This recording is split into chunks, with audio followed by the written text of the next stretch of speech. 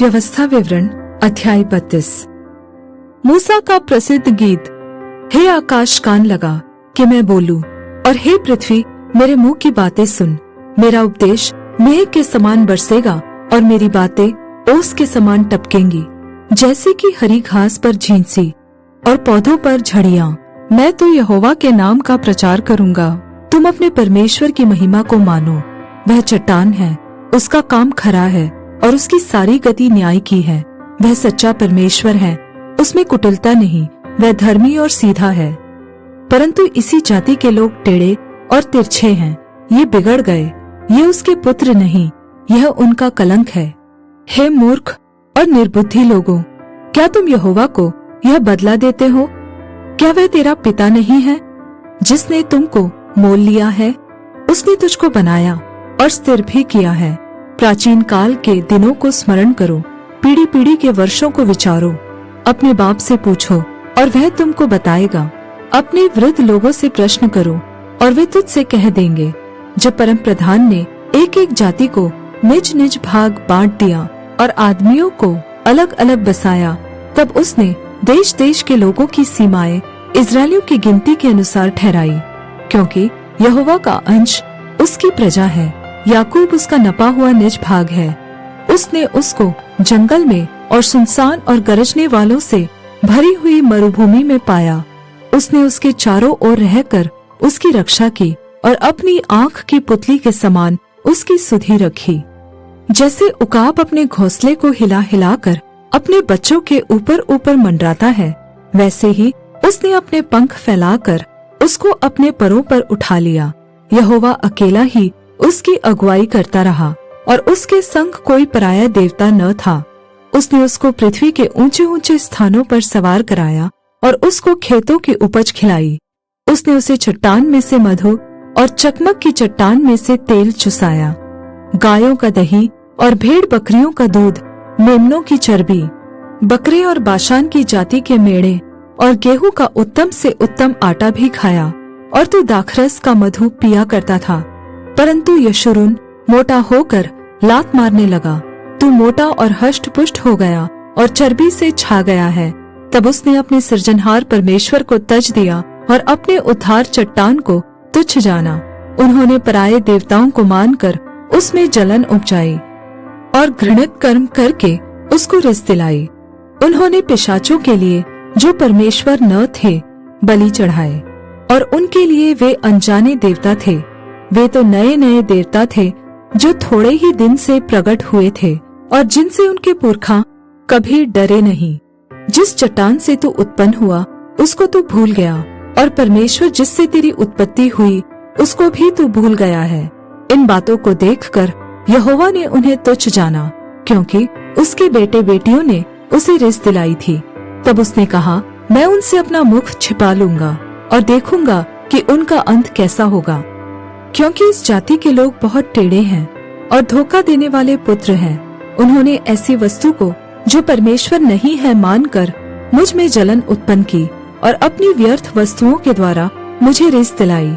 इसलिए मैं भी उनके द्वारा जो मेरी प्रजा नहीं है उनके मन में जलन उत्पन्न करूंगा और एक मूर्ख जाति के द्वारा उन्हें रिस दिलाऊंगा। क्योंकि मेरे कोप की आग भड़क उठी है जो पाताल की तह तक जलती जाएगी और पृथ्वी अपनी उपज समेत भस्म हो जाएगी और पहाड़ों की नींवों में भी आग लगा देगी। मैं उन पर विपत्ति भेजूंगा और उन पर मैं अपने सब तीरों को छोड़ूंगा। वे भूख से दुबले हो जाएंगे और अंगारों से और कठिन महारोगों से ग्रसित हो जाएंगे।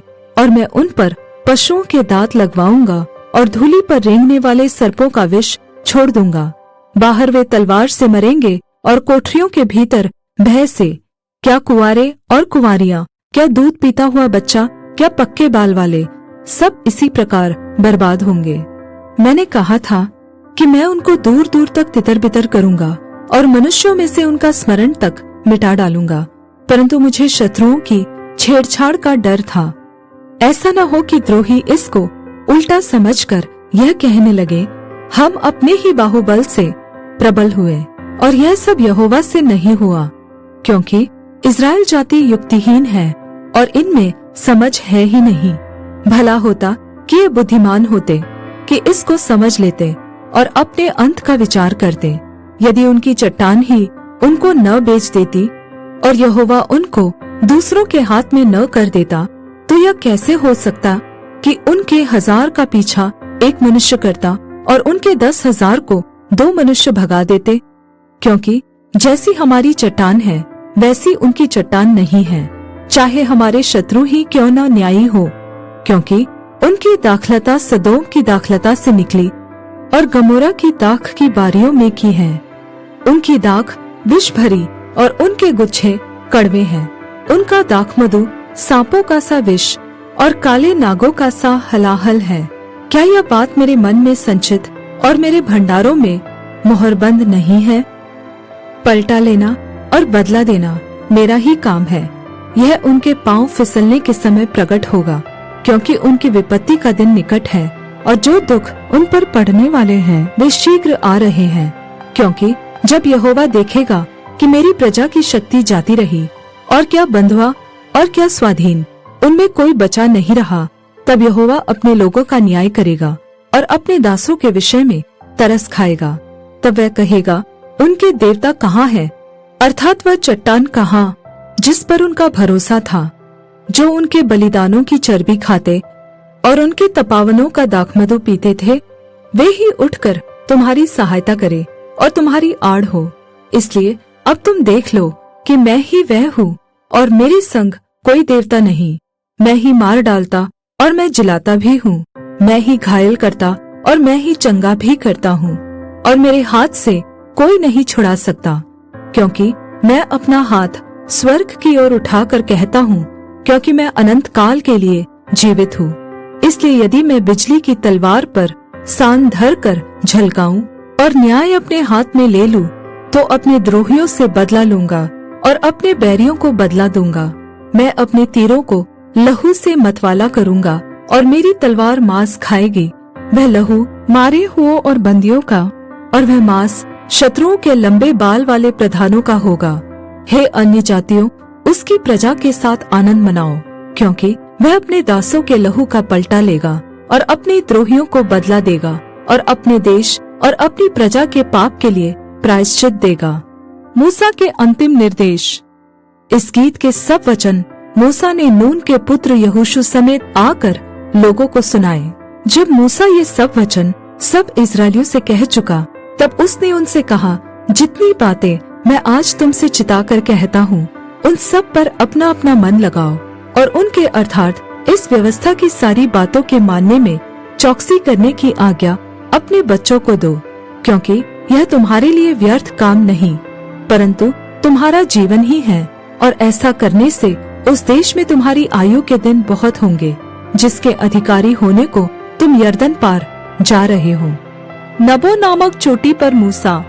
फिर उसी दिन यहोवा ने मूसा से कहा, उस अबारीम पहाड़ की नबो नामक चोटी पर, जो मोआब देश में यरीहो के सामने है, चढ़कर कनान देश, जिसे मैं इस्राएलियों की निज भूमि कर देता हूँ, उसको देख ले।